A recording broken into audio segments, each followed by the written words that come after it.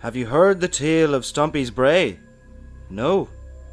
Then I would ask you to sit down, for though it is a tale I am loath to tell, it is one you need to hear.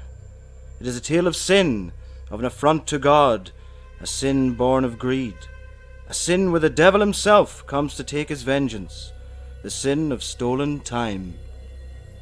Sin is quick. Sometimes you have the deed done before you know it. Sometimes you look down in disbelief at the blood on your hands and think, no, not me. An action you would give the whole world to undo. Our tale begins in our home, a poor enough dwelling, but set in the most beautiful meadow, overlooking the burn. Yellow lilies and white snowdrops in the spring. The fir trees coated with frost in the cold autumn mornings, silhouetting the moon in winter. But we were poor. Meadows do not make good fodder, and come harvest without fail, the burn would swell and drown all. So we were poor, but we had each other. No children, just each other.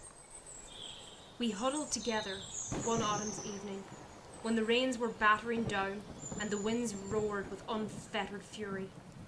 The fire was low, almost dead.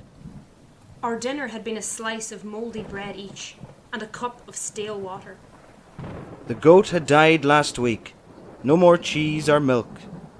How are we to get through the winter? Our thatched roof was leaking, the rain turning the floor of our cottage into a mire of mud. Our blanket was covered in fleas and mites. It was better to be cold than wear it. The wind raged and the rain poured, and our home almost fell down on us. That's when it came. The sound. Sudden and unexpected. What was that?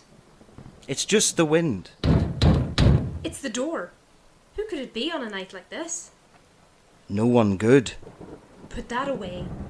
It's most likely some poor creature out lost in the storm. Who is it? Open the door. What? Open the door. Begging your pardon, Mr. and Mrs., but could I trouble you a moment for shelter? I'd be ever so grateful. But of course, come in, come in. Oh, thank you, thank you. Oh, 'tis a fierce evening, no mistake. Dreadful. And no night for one to be travelling alone. It was fine and clear till I got past Strabane, and then the wind rose suddenly and the rain started.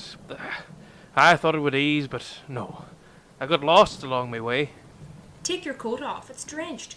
Come sit by the fire. Oh, thank you. It's a fine coat. Oh, thank you. Oh, forgive me. I have yet to introduce myself. Oscar Wilson. Kitty and Jonathan Wright. Pleased to meet you. You'll forgive me for saying, but you seem a man of few words, Mr. Wright. I've little to say to those I know nothing about. Oh, then perhaps we could remedy that. Over a drink and some food. You find us in desperate times. We have no food. And not a sniff of drink. Times have been hard of late. Our farm has... Kitty, I'm sure Mr. Wilson does not wish to hear of our troubles. Well, and it seems fortune has brought us together. Some cheddar and good whiskey to warm us. Here, have some. Oh, we cannot possibly. Yeah, you can, by all means. Take some, please. A way of thanks for the shelter. As soon as the storm passes, I'll be on my way. In the meantime, sir, what harm is there in a few whiskies? Thank you, sir, thank you. If you don't mind me asking, sir, where... Oscar, please. Oscar, where are you going on such a night? The market in Ballyshannon. I'm a peddler by trade, buying and selling what I can to whoever wants it. It's rough work, but it has its advantages. Like getting caught in storms. Well, that's the rough part. Still, storms are scarce in this part of the world, thank the Lord. And when they do come, you can always count on the good Christian charity of fine folk such as yourselves. Cheers. Have a very fine coat for a peddler. I'm a very fortunate peddler. Fortunate. Aye, indeed so. I shouldn't really say, but I suppose there's no harm in telling you. Not 3 weeks ago, I was out for a dander along the Claddy Road when I noticed a little something gleaming up at me in the muck. And being a curious fellow, I reached down to rescue the curious thing. Oh, by heaven, did I not have a fit when I saw what it was. What? A brooch belonging to the Lady of Abercorn. It had her crest and a message from her husband inscribed on it. What did you do? Well, I had a dilemma, hadn't I? What to do? It was a fine thing, surely able to fetch a decent amount at market. So you sold it? No, I thought about it. But there was something about the inscription. To my dearest Amelia, it said. Well, not a thing the lady's going to throw away, says I. So I sought to return it. I dressed myself up and approached the house. Well, the lady was overjoyed and all but flung her arms around me in gratitude. It was quite the scene. Turns out her servant girl had made off with it, hoping to sell it secretly on the side. But the poor girl's conscience got the better of her, so she tossed it aside in the road. The girl was laid off, of course. The lady insisted I take the purse, and though I politely refused, I was glad of it. 50 gold pieces. Not too shabby. 50? Gold. So now you see how I can afford good whisky and a decent coat. I'm off to Ballyshannon, as I say, to spend the winter and see if I can invest some money in. Maybe it's time to settle down as well. Find a wife. Well, it should be easy to find a wife with 50 gold crowns. Then it strikes. Like a bolt of lightning in a storm. An idea. We lock eyes. We both consider it. We both hear the voice whispering in our ears. Kill him.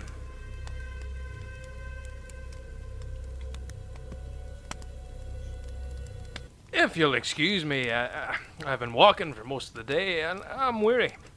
Mayhaps I could lay on this stool for the night. If I do snore, do not be shy of the broom, eh? By all means. Oh, and keep the whisky. Heaven knows I'll be able to afford more of it. Good night to thee, Kitty and Jonathan. I thank ye for your hospitality. Good night. We cannot. We must. He's... A peddler. A man without friends or family. Who would miss him? But how? The poker. Strike his head. Strike it hard. No! Yes. Do it now. And quick. Before dawn comes and we lose everything. How quick we are to sin when opportunity arises. When the devil whispers in your ear, will you listen? What have I done? What was needed? What? No! He's dead! I killed him. Enough. Stop that. He's gone. His money is ours. Now we have to get rid of him. How? The burn. Throw him in the burn. We can't throw him in the burn. He'll float. The chest. The one your father left us in his will. Put him in the chest. That will weigh him down. The chest is too small. He won't fit. Then chop him up. Carve off his legs and throw them into the woods. Get him out of my house and let us speak no more of this night. So, with saw and knife, we hacked him apart. One leg and then the next. And the chest with his dead weight sank to the bottom of the burn, and there it lay. His coin we took and spent and turned our home from cottage to house. We bought sheep and a cow and another goat, and we never knew hunger again. A year passed Another storm came. and the burn flooded once more. Once more we huddled together out of the rain. And once more. Who is that? It's just the wind. No, it's the door. I doubt any would be out in a night like this. No, it can't be. What? The peddler.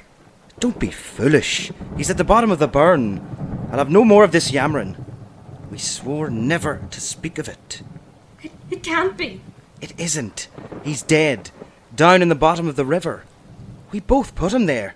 Carved him up and put him there. I have to see. Kitty, don't. I have to see. Kitty. I opened the door, and there he stood. No, not stood. Stumped. Half standing. The peddler man, without his legs. His skin was sickly yellow, peeled back with decay. Maggots writhed, spilling from his nostrils as he took deep, rasping breaths. There was a stench in the air, like wet moss mixed with rot. His teeth chattered as his maw opened, and he let out a deep, howling cackle. No, it can't be. This demon clambered in, his stump legs thudding on our wooden floor, his face contorted in a devil grin.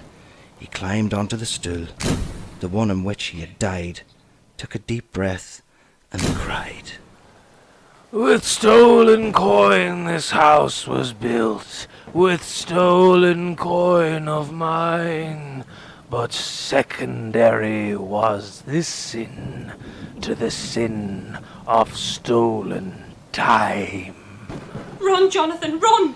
We ran, out into the meadows and towards the trees.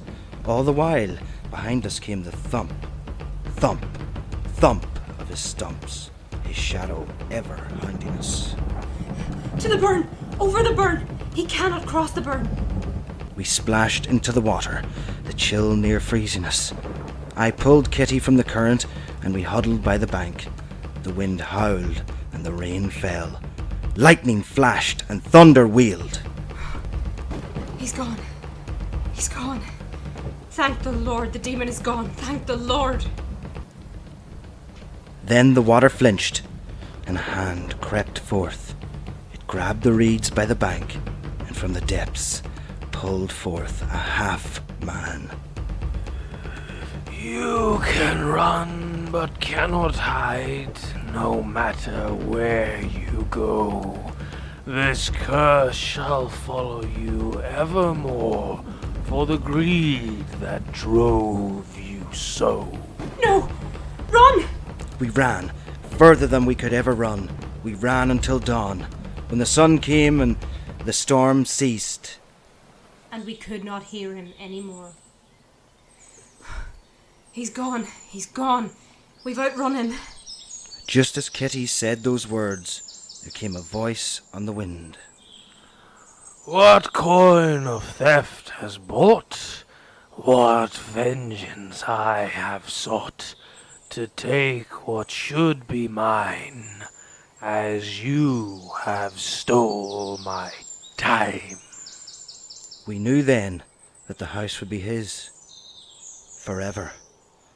Dominated by that ghoul, that ghost, that demon. John, we cannot go back. We can never go back. I know. What shall we do? We need to leave. Go away. Far away. Across the sea. America. It will not find us there. So we set sail, on a ship crammed with miserable victims. The boat rocked and roiled over the Atlantic.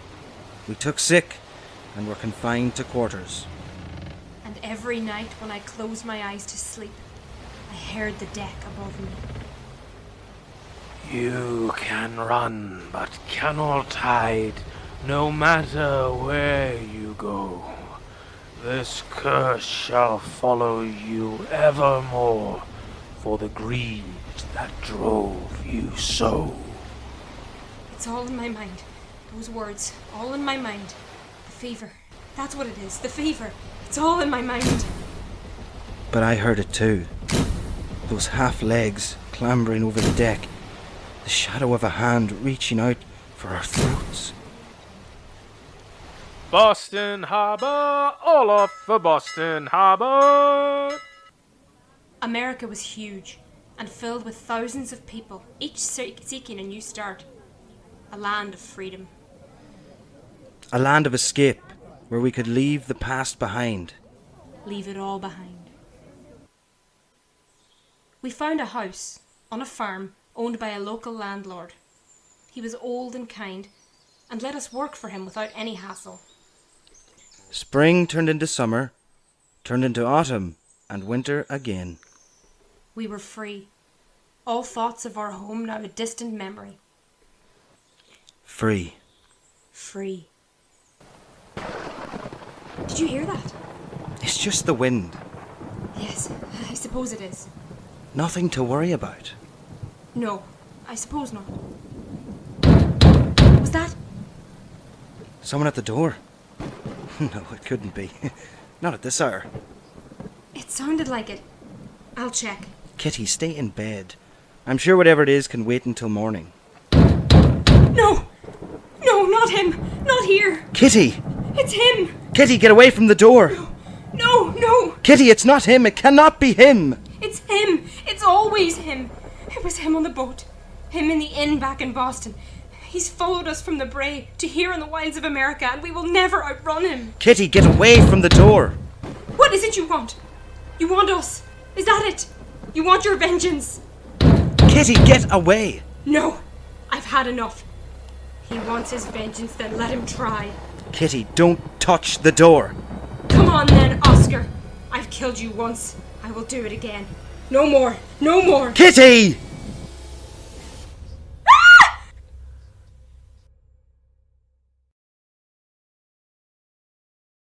Now take this as a tale to heed, and fall ye not to greed, for none so foul is this fate of mine, from the sin of stolen time.